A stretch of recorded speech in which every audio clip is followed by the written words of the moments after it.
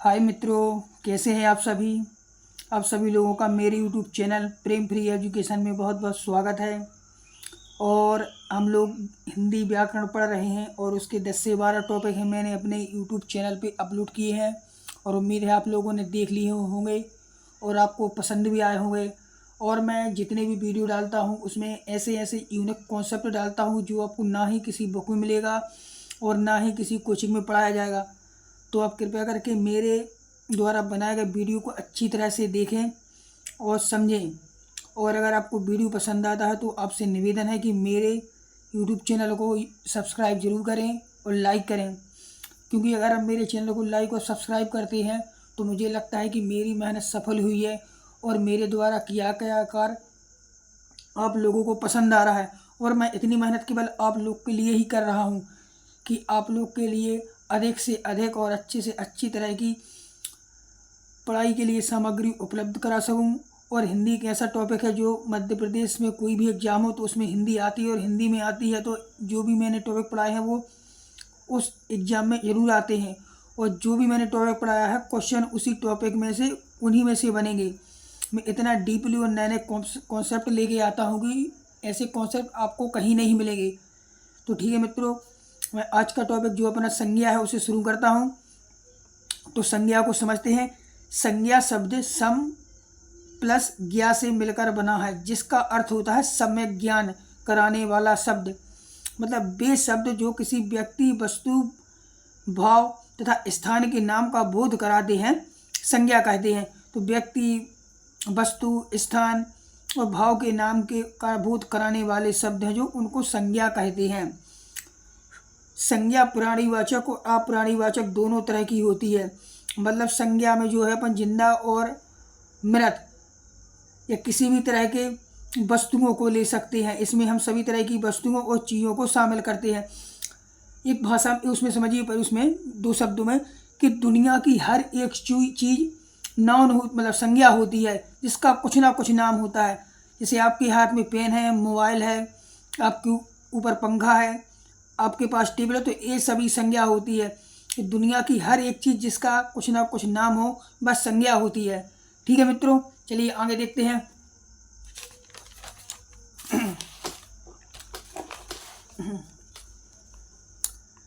संज्ञा के मुख्य 3 भेद हैं, ध्यान रखना। संज्ञा के मुख्य 3 भेद हैं, मुख्य 3 भेद हैं। और संज्ञा के कुल भेद, ये मुख्य भेद की बात हो रही है, ये कुल भेद की।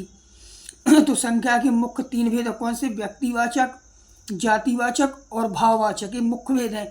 और इसमें कुल भेद में करें तो इसमें 5 हो जाते, 3 है और 2 हो जाते हैं अपना। एक हो जाता है समूहवाचक संज्ञा और एक हो जाता है द्रव्यवाचक संज्ञा। तो ये दोनों है जो एक जातिवाचक संज्ञा के अंतर्गत ही आते हैं, ध्यान रखना।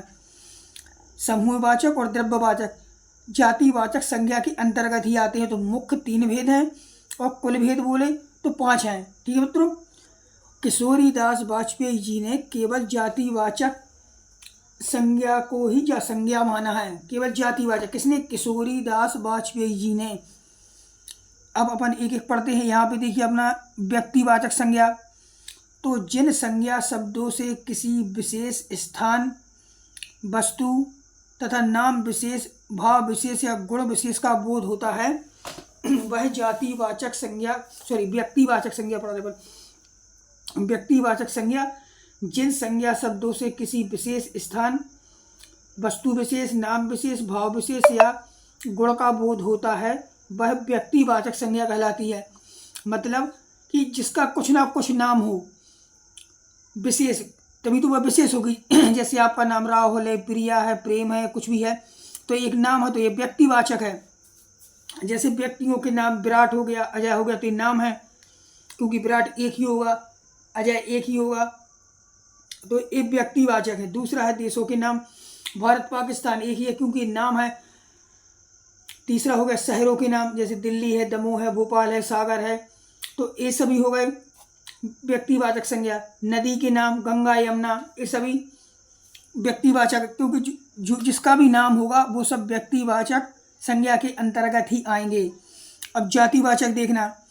वे संज्ञा शब्द जिनसे किसी जाति के अंतर्गत आने वाले संपूर्ण गुणों का पता चलता है पूरी जाति का बोध होता है, जातिवाचक संज्ञा कहते हैं।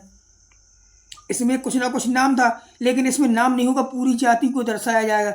वे संज्ञा शब्द जिनसे किसी जाति के अंतर्गत आने वाले संपूर्ण गुणों का पता चलता है, पूरी जाति का बोध होता है, जातिवाचक संज्ञा कहते हैं। जैसे विद्यार्थी, अब विद्यार्थी में लड़के भी होते, लड़कियां भी होती हैं, तो पूरी जाति को बता रहा है। अस्पताल, अब अस्पताल का नाम थोड़ी दिया, अस्पताल तो कई होते, कई नाम हो सकते हैं। वकील, वकील में आदमी भी होते हैं, औरत भी होते हैं। टीचर, वही है, आदमी और औरत दोनों होते हैं। डॉक्टर में भी। नदी, नदी का नाम नहीं दिया, जैसे यहाँ पे नाम दिया है तो अपने लिए व्यक्तिवाचक में गंगा, यमुना, यहाँ में केवल नदी दिया है, जात उसको दिखाया गया है, जातिवश को। पर्वत, पर्वत कुछ भी हो सकता है। धर्म, धर्म में भी कितने धर्म है। ग्रंथ, लड़का, लड़के का नाम थोड़ी दिया है। अगर नाम होता राम मोहन कुछ भी तो वो अपना व्यक्तिवाचक होता, नाम नहीं है तो वो जातिवाचक को, पूरी जाति को बताया जा रहा है। अब जातिवाचक संज्ञा को संज्ञा का महत्वपूर्ण भेद माना जाता है। जो जातिवाचक संज्ञा है इसको संज्ञा का महत्वपूर्ण भेद माना जाता है। इसके दो उपभेद हैं। मैंने अभी ऊपर बताया था आपको कि समूहवाचक और ये अपनी द्रव्यवाचक संज्ञा है, जो जातिवाचक संज्ञा के ही भेद हैं, इसके ही भाग हैं। तो इसके जो है समूहवाचक और द्रव्यवाचक, ये दो इसके भेद होते हैं। चलो अपन इनको देखते हैं अलग अलग। तो जो द्रव्यवाचक संज्ञा होती है, जिन संज्ञा शब्दों से किसी तरल या ठोस पदार्थ या धातु व अधातु का बोध होता है, वह द्रव्यवाचक संज्ञा कहलाती है। ध्यान रखना, द्रव्यवाचक संज्ञा। द्रव्यवाचक में ऐसे पदार्थों को रखा जाता है जो माप तौल की इकाई के संदर्भ में प्रयोग किए जाते हैं। जैसे दूध है, पानी है, तेल है, पेट्रोल है, शक्कर है, डीजल है, सोना है, चांदी है, गैस है आदि। तो ये सभी द्रव्यवाचक संज्ञा के अंतर्गत आते हैं। और अपन इसको दो शब्द में समझे तो दुनिया की वो हर एक चीज़ जिनसे किसी अन्य चीज़ को बनाया जा सकता है उसे द्रव्यवाचक संज्ञा कहते हैं। दूध से चाय बना सकते हैं, पानी से कुछ भी बना सकते हैं, तेल से, पेट्रोल, डीजल, शक्कर जो भी है, इनसे कुछ ना कुछ बना सकते हैं। तो वो हर एक चीज़ द्रव्यवाचक संज्ञा में आएगी। ध्यान रखना, द्रव्यवाचक संज्ञा को ही पदार्थवाचक संज्ञा कहते हैं। ये आगणनीय होती है, मतलब अनकाउंटेबल होती है। इनको अपन 1 2 3 4 करके नहीं गिन सकते, इनको अपन मात्रा में करेंगे। जैसे 1 लीटर, 2 लीटर, आधा किलो, तो इसको अपन 1 2 3 नहीं गिन सकते। जैसे अपने पास एक पेन है, एक मोबाइल है, एक घड़ी है, एक लैपटॉप है, एक किताब है, एक कॉपी है, तो इनको अपन वैसे गिन सकते हैं अंकों में। लेकिन जिनको अंकों नंबरिंग में नहीं गिन सकते उनको अपन अगणनीय बोलते हैं, अनकाउंटेबल बोलते हैं, अगणनीय बोलते हैं। ठीक है।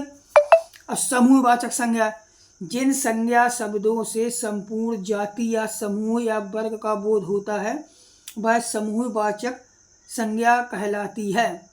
जैसे विद्यार्थी, विद्यार्थियों का पूरा ग्रुप होता है, 20 भी रहते हैं, 40 भी रहते हैं, 85 विद्यार्थी एक क्लास में। सेना, सेना में एक जवान थोड़ी रहता, 50 100। भीड़, भीड़ में भी वही है। दल, कक्षा, पार्टी, गुच्छा, जैसे अंगूरा गुच्छा 20 30 रहते हैं उसमें।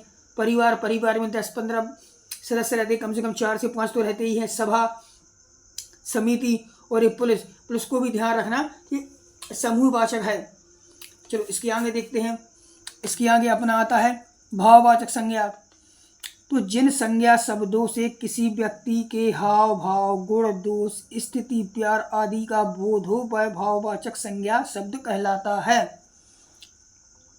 जिन संज्ञा शब्दों से किसी व्यक्ति के हाव भाव, गुण, दोष, स्थिति, प्यार आदि का बोध हो वह भाववाचक संज्ञा कहते हैं। सरल शब्दों में समझे तो जिसको हम छू नहीं सकते और देख नहीं सकते वह सब भाववाचक संज्ञा के अंतर्गत आती हैं। जिनको केवल हम फील कर सकते हैं, महसूस कर सकते हैं, ऐसी सभी चीज़ें, किसी का गुस्सा होना, भूख लगना, प्यास लगना, प्यार आना या कुछ भी है, तो उन सभी को अपन भाववाचक संज्ञा के अंतर्गत लेते हैं। ठीक है, समझ में आया कि जिस जिस चीज़ को हम छू नहीं सकते, देख नहीं सकते, केवल महसूस करते हैं, वो सभी भाववाचक संज्ञा के अंतर्गत आती हैं। भाववाचक संज्ञा को सिर्फ महसूस किया जा सकता है, स्पर्श या देखा नहीं जा सकता है। जैसे यहाँ पे अच्छाई, बुराई, गरीबी, लंबाई, चिंता, मोटा, दुबला, ईमानदारी, शांति, प्यार, इनको आप देख नहीं सकते, केवल महसूस कर सकते हैं। तो ये सभी भाववाचक संज्ञा के अंतर्गत आती हैं। ठीक है मित्रों,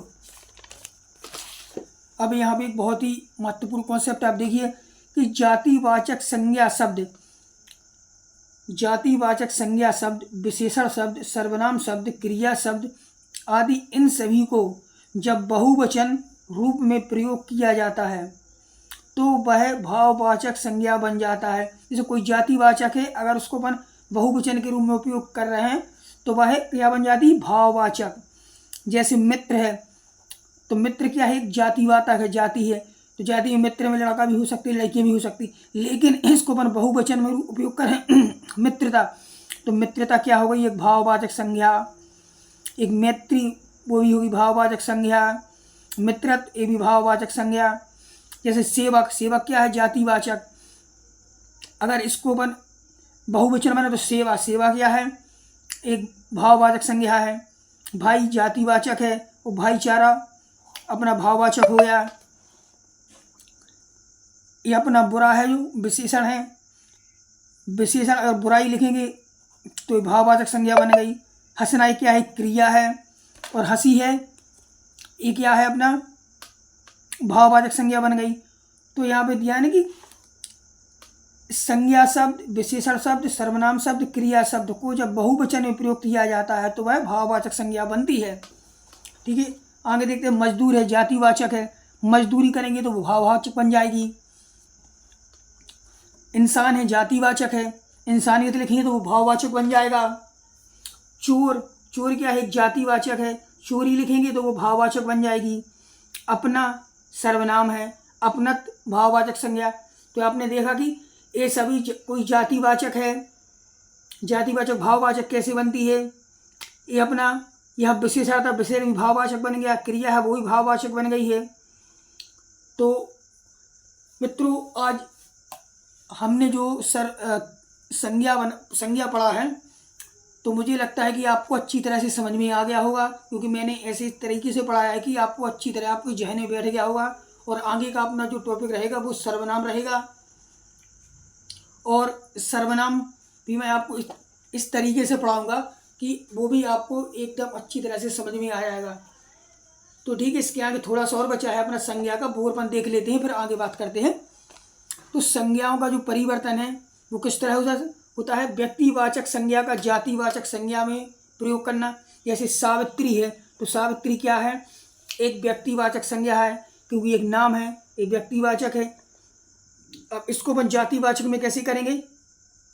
आजकल की लड़कियां सावित्री नहीं बन सकती, स्त्री जाति का बोध हो रहा है, पूरी स्त्री जाति का बोध हो रहा है।